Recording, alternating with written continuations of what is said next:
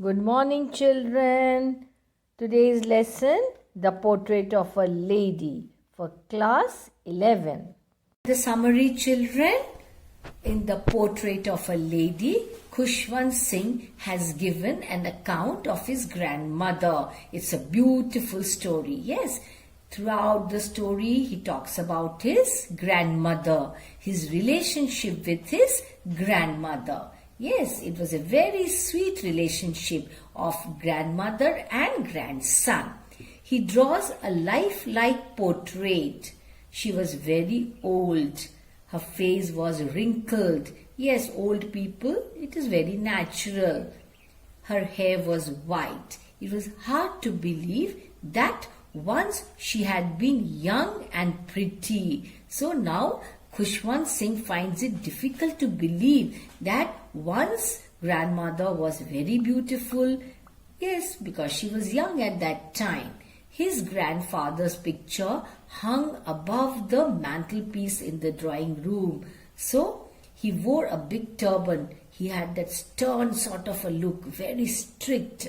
His clothes were loose. He looked at least 100 years old. So he looks very old in that picture. It was hard to believe that he had once a wife or children, because in that picture, in that photograph, the grandfather looks very old. So Khushwant Singh finds it very difficult to believe that once he must have been very young, he must have had a wife, he must have had children. He finds it difficult to believe. Who? Khushwant Singh. Khushwant Singh's grandmother was a short lady. So grandmother is a short lady. She was fat and slightly bent. Children, why do you think she's bent? Because of old age. She couldn't walk straight. She hobbled about the house. Now walking with difficulty, that is called hobbling. So she hobbled about the house. Somehow she managed to walk. She had to keep one hand on her waist. Now so many times you must have seen very old people, those who are bent, they find it difficult to walk. So when they walk or when they're just standing, most often they happen to put their hand on their waist. It was to balance her stoop. Stoop is the bent, that is called stoop. In the other, she held a rosary. In one hand, so one hand she puts on her waist, the other hand she held a rosary, the beads, You might have seen so many people in Hindi, we say, japte hain. Each bead, turn wise, they touch and they keep chanting something. The same thing the grandmother does here. She was always telling the beads. Every bead you have to touch and chant something. Yes, her lips, it is like chanting of some mantras or something like that. Her lips constantly moved in prayer. Yeah, actually what one does is one keeps telling prayers by touching each and every bead in the rosary. She put on white clothes, her silver locks. So she was wearing white clothes, her silver locks scattered over her pale face. Hair has turned grey. Why? Because of old age. She looked like snowy mountains in winter. So what happens in winter in the mountains? Mountains are full of snow. Everything looks white. She was a picture of peace and contentment. Contentment is satisfaction. She was very old. Perhaps she could not have looked older. She looked the same for the last 20 years. Because she is very old now. Khushwant Singh and his grandmother were good friends. So grandmother is always dressed in white sari and she is a symbol of peace and contentment. She is a very satisfied lady. His parents went to city. They left him with her in the village. So Khushwant Singh is left with grandmother in the village. And where are the parents? They have gone to the city. She took good care of him. So grandmother took good care of Khushwant Singh. And all grandmothers, they love their grandchildren. They take good care of them. Yes, She used to wake him up in the morning. She got him ready for the school. She said her morning prayer in sing-song manner. She hoped that he would learn it by heart, but he liked her voice but never bothered to learn. So Khushwant Singh was not bothered to learn the prayers. Then she would fetch his wooden slate. She had already washed it and plastered it with yellow chalk. She would take an earthen ink pot and a reed pen. So all these things she would keep ready. She would tie them in a bundle and hand it to him because now he would be ready to go to school. She would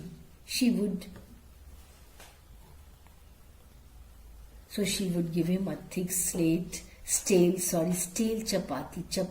So stale chapati, opposite of fresh is stale, with little butter and sugar spread on it. So that is what she would give Khushwant Singh. It was his breakfast, so he would get some stale chapati with a little butter and sugar spread on it. One thing let me tell you, children love eating chapatis with a little ghee and sugar on it. Yes. She carried several stale chapatis with her for the village dogs.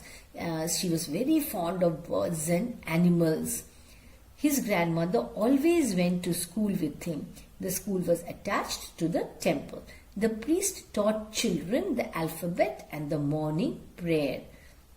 The children sat in 2 rows in the veranda. They would sing the alphabet or the prayer in a chorus. Yeah, and that is how children pick up very fast. How? By singing, Small children, A, B, C, D also they sing and all that. Prayers also. Learning is faster by singing. The grandmother sat inside the temple. She would read holy books. Then they would walk home together. So after his classes were over, they would go home together. Till then, grandmother would be waiting there in the temple. The village dogs would gather at the temple door. They threw chapatis to them. The dogs would growl and fight with each other. Why? To eat the chapatis. The narrator's parents sent for them in the city. It was a turning point in their friendship. They shared the same room, but grandmother no longer went to school with him because now he's grown up. Who? Khushwant Singh. The narrator used to go to an English school in a motor bus. There were no dogs in the streets, so grandmother took to feeding the sparrows. Since there were no dogs, she started feeding the sparrows. Sparrows are birds. Now years rolled by, passed by. They saw less of each other. Sometimes she would ask him what the teacher had taught him. She did not believe in the things they taught at the English school. She was interested only in holy things, in prayers and such things. She was unhappy. She did not like English or science. She felt sad that there was no teaching about God and the scriptures at school, all religious scriptures about God. She was interested only in that. The narrator one day told her that they were being given music lessons, and definitely this was not liked by the grandmother. She was rather disturbed. She thought music quite indecent. For her it was good only for prostitutes and beggars. So it was not meant for gentlefolk. That means gentlefolk should not go for all these things, should not learn music and all that. The narrator went to university, so now it's time for him to go to university. He was given a room of his own. The common link of friendship was broken. The grandmother accepted her loneliness quietly because there was no other option left for her. She was always busy with her spinning wheel and reciting prayers. Yeah, Tibetans always do that, children. The Buddhists and the Tibetans I have seen. There's a wheel sort of a thing which they hold in their hand. They keep turning it and reciting prayers. She rarely talked to anyone. In the afternoon, she relaxed for a while. Then she would feed the sparrows. She sat in the veranda. She broke the bread into little bits. And then what would she do? She would feed the sparrows, give them to the sparrows. Then she would throw them to sparrows. Hundreds of sparrows came there. They created a hell of noise. That means it was a noisy scene there. Some came and sat on her legs. Others would sit on her shoulders. Why? Because they loved the grandmother. Some would sit even on her head. She smiled but never frightened them away. Feeding the sparrows was the happiest half hour of the day for her. See, she loved animals and birds. The narrator decided to go abroad for higher studies. So now the narrator goes abroad for further studies, higher studies. He was to remain away for 5 years. The grandmother was very old. By now, grandmother was very old. Her condition is such that she could die any moment. The narrator was worried, but the grandmother was not upset. She showed no emotion, no feeling of sadness, no feeling of happiness, nothing. She came to the railway station to see him off, to bid him goodbye. Her lips moved in prayer. All the time she was busy chanting prayers. Her mind was lost in prayer. Her fingers were busy telling the beads of her rosary. She kissed his forehead silently. The narrator thought that it was a last sign of physical contact between them because she was very old, so never know, she would die any time, any moment. The narrator returned home after 5 years. His grandmother met him at the station. She did not look a day older. She did not speak anything. She held him in her arms. That means she welcomed him. She went on reciting her prayers. In the afternoon, she fed the sparrows as usual. Every day that was a routine. In the evening, a change came over her. She didn't pray. She collected the women of the neighborhood. She got an old drum. She continued thumping the old drum, beating, yes, for several hours. She started singing. She sang of the homecoming of warriors. That means it is a sort of a welcome extended. They had to persuade her to stop. She might overstrain herself. No, this she does out of excitement, out of happiness. It was for the first time that she had forgotten to pray. The next morning she fell ill. She was very sick. She had a mild fever. She told them that her end was near. Now she understood that she was going to die soon. So now grandmother understood that she was going to die, that her death was approaching, and so what happened? She realized that she had forgotten to pray. She had a mild fever. She was very sick. Now she understood that she was going to die. She did not want to talk. She wanted to be left all alone. It would be waste of time. She ignored their request. She lay peacefully in bed. She was praying and telling beads. So she was busy praying. The rosary fell down from her lifeless fingers. That means grandmother was dead. Her face looked pale but peaceful. She was dead. She was laid on the ground. She was covered with a red shawl. Arrangements for her funeral were being made. Now it was evening. The sun was setting. They brought a wooden stretcher. They stopped halfway in the courtyard. Thousands of sparrows sat near her dead body. It is as if the sparrows had come to have a last glimpse of the grandmother. Why? Because she loved the sparrows. Remember, every day she would feed them. They did not chirrup. That means the chirpings of the sparrows was not there. Everyone felt sorry for the birds. The narrator's mother brought some bread. She broke it into little crumbs. Crumbs means small pieces. She threw these crumbs to the sparrows. The birds took no notice of them. Then they carried her dead body outside. The sparrows flew away quietly. They did not eat the breadcrumbs. The breadcrumbs were still lying there in the courtyard. Evidently, the sparrows had come to mourn the death of the grandmother. See, that means this shows that even the small creatures like the sparrows loved the grandmother. She was known for her love, care, affection, and simplicity. So, not only Khushwan, but also the birds and animals were very fond of the grandmother. Why do you think so? Because she was so kind to them.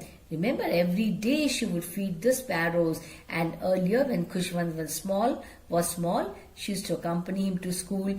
On her way back, she would feed the dogs with what? With stale chapatis. So this shows her kindness, her love for birds and animals.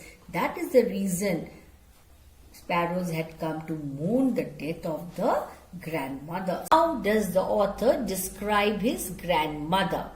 The author describes his grandmother as short, old, fat and slightly bent. To him she looked the same for 20 years. It was difficult for him to imagine her young and pretty because he has always seen her old, but he found a beauty in her old age, like the serene winter landscape. See, how's the winter landscape? The trees become lifeless, nature looks so bare, but there's so much of beauty. You find so much of serenity, calmness in that. The same is the condition of the grandmother here. She looks so beautiful dressed in white. She's a symbol of peace, of calmness.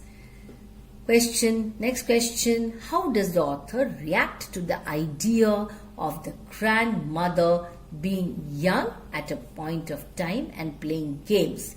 The author could not conceive his grandmother as young and pretty, can't even believe that, and playing games as a little girl. Yes, all small children play games, yes. To him it was like one of the myths and fables she told him. It was unbelievable, as if something that was not true. How did the grandmother prepare the author for going to school? The grandmother woke him up each morning, bathed him, dressed him, and got him ready for school. Thereafter, she plastered his wooden slate. And gave him breakfast and walked him to school. While the author sat in the veranda learning the alphabet and morning prayers, the grandmother sat inside the temple reading the scriptures. Now let's move on to the next question. Why was the grandmother distressed by the education imparted in the city school? The grandmother disapproved of the author's education in the English school. They were taught science. This was also not liked by the grandmother. She could not understand English and did not believe in science. According to her, what was important?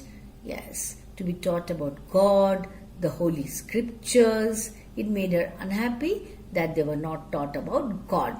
The music lessons in school made her very unhappy, as she felt that it was not meant for the gentle folk. Okay. We move on to the next question now. Why was it hard for the author to believe that the grandmother was once young and pretty? It was difficult for the author to believe that his grandmother was once young and pretty. In fact, the thought was almost revolting. It was very hard to believe. He had seen her old for the last 20 years. He felt she could age no further. The very thought of her playing games as a child seemed quite absurd and undignified. That also he could never imagine. Next question. The grandmother has been portrayed as a very religious lady. What details in the story create this impression? Answer. The author recalls his grandmother as a very religious woman. He remembers her hobbling about the house, walking with difficulty due to old age. Telling the beads of her rosary, he recalls her morning prayers and her reading scriptures inside the temple. The author recounts how, during the last few days, she spent all her time praying. The next question. The grandmother had a divine beauty. Her beauty is compared to the winter landscape, you remember? How does the author bring it out? Answer. The grandmother was not pretty but had a divine beauty. She dressed in spotless white. Her silver locks were scattered untidily over her pale, puckered face full of wrinkles, and her lips constantly moved in an inaudible prayer. The author describes her like the winter landscape in the mountains, a personification of serenity, breathing peace and contentment. What proofs do you find of friendship between the grandmother and grandson in the story? The grandmother and grandson were very good friends. She got him ready and took him to school, and also they brought him back from school. She would wait there. In the city, they shared a common bedroom. The author's grandmother saw him off silently, but kissing him on his forehead when he went abroad and celebrated his return 5 years later. The grandmother was a kind-hearted woman. Give examples in support of your answer. The grandmother was a very kind-hearted woman. On her way back from school, she would feed the village dogs with stale chapatis. In the city, when she could not move out, she took to feeding sparrows. They came and sat on her legs, shoulders and head. This was a turning point in our friendship. What was the turning point? Yes, the turning point in the friendship arrived when they shifted to the city. They saw less of each other as she could neither accompany him to school nor understand English. She did not believe in science. She could not keep pace with the author's modern education that he received in the city school. Draw a comparison between the author's village school education and city school education. The village school was attached to a temple and the students were taught the alphabet and morning prayers. The author and his grandmother walked to the school in the village. However, in the city he went by the motor bus. So he went by motor bus. He was taught science and English but not taught about God. He was also taught music, which was not at all liked by the grandmother. How did the grandmother react to the fact that the author was being given music lessons? Why? The grandson's learning music in school made her unhappy, as she felt it was not meant for the gentle folk. For her, music had associations with beggars and harlots. She almost stopped speaking to the author. The grandmother's reception and send off of her grandson was very touching. Comment on this. When the writer went abroad, the grandmother saw him off at the railway station, silently praying and telling her beads. She did not express her emotions, and she kissed his forehead. When he returned, she expressed her joy by collecting women from the neighborhood, beating the drum and singing for hours together for the homecoming of the warriors. For the first time,